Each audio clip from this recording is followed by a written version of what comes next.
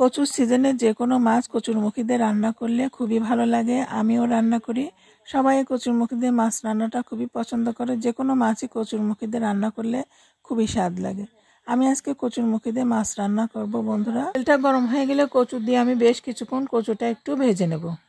এখন কচুর মধ্যে লবণ হলুদ দিয়ে বেশ কিছুক্ষণ ভেজে আমি কচুটা গোলাপি করে নেব। কচুটা হালকা গোলাপি হয়ে আসলে আমি দিয়ে দেবো পেঁয়াজ কুচি আর কচু একসঙ্গে ভেজে আমি গোলাপি করে নেব। তবে কচু আর পেঁয়াজ একসঙ্গে ভাজতে থাকলে আস্তে আস্তে পেঁয়াজটা গোলাপি হয়ে যাবে, কচুটাও সিদ্ধ হয়ে আসবে। কচু আর পেঁয়াজ ভাজা হয়ে গেলে এর মধ্যে দিয়ে দেবো বাটা মশলা, গুঁড়া মশলা দেবো, পেঁয়াজ বাটা, রসুন বাটা, জিরা বাটা আর গুঁড়া মশলার মধ্যে দেবো হলুদের গুঁড়া, মরিচের গুঁড়া, লবণ। সব কিছু মশলা একসঙ্গে দিয়ে আমি ভালো করে কষিয়ে নেব। বেশ কিছুক্ষণ আমি মশলাটা কষাতে থাকবো যতক্ষণ পর্যন্ত মশলা থেকে তেল না ছেড়ে দেয়। সামান্য একটু পানি দিয়ে কচু আর মশলাটা আমি ভালো করে কষিয়ে নেব যতক্ষণ পর্যন্ত কচুটা ভালো করে সিদ্ধ না হয়ে যায়। মশলাটা কষানো হয়ে গেলে, কচুটা কষানো হয়ে গেলে আমি এখন মাছগুলো দিয়ে মাছটাও সুন্দর করে কষিয়ে নেব। রান্না করার আগে 10-15 মিনিট আমি মাছটা লবণ মাখিয়ে রেখে দিই। এতে মাছের মধ্যে লবণটা ঢুকে যায়, সেই মাছটা খেতে খুব স্বাদ লাগে। এখন মশলা দিয়ে ভালো করে মাছটা কষিয়ে নেব যতক্ষণ পর্যন্ত মাছের মধ্যে সব মশলা না ঢুকে যায়, ততক্ষণ আমি মাছটা সুন্দর করে কষিয়ে নেব। মাছটা কষানো হয়ে গেলে পরিমাণ মতো ঝোলের পানি দিয়ে আমি মাছটা রান্না করে নেব। এভাবে 15-20 মিনিট আমি মাছ তরকারিটা রান্না করে নেব। ঝোলটা উঠলে আমি কিছুক্ষণ ঢাকনা দিয়ে ঢেকে আর কিছুক্ষণ তরকারি আর মাছটা সিদ্ধ করে নেব।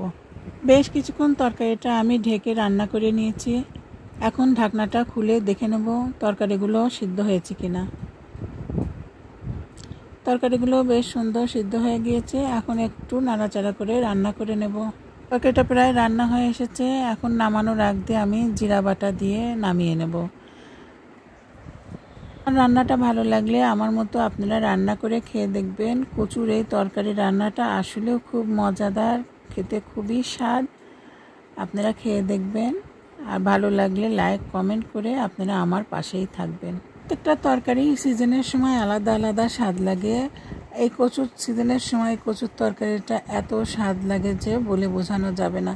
আপনারা খেয়ে দেখবেন, খেয়ে আমাকে কমেন্ট করবেন। আমি বেশিরভাগ মেশানো শাক পছন্দ করি, সেজন্য আমি মেশানো শাকটাই বেশি রান্না করি। শুকনো মরিচ তেলের উপর দিয়ে রসুন পেঁয়াজ সব কিছু দিয়ে আমি সুন্দর করে নেড়ে চেড়ে পেঁয়াজ রসুনটা গোলাপি করে নিয়েছি। এখন শাকগুলো দিয়ে আস্তে আস্তে শাকগুলো আমি ভাজতে থাকবো। তেলের উপর শাকটা নাড়াচাড়া করতে করতে শাকটা ভাজি হয়ে যাবে। আজ এ পর্যন্তই বন্ধুরা, আবার আসবো নতুন কোনো ভিডিও নিয়ে। ততদিন আপনারা ভালো থাকবেন, সুস্থ থাকবেন, আমার জন্য দোয়া করবেন।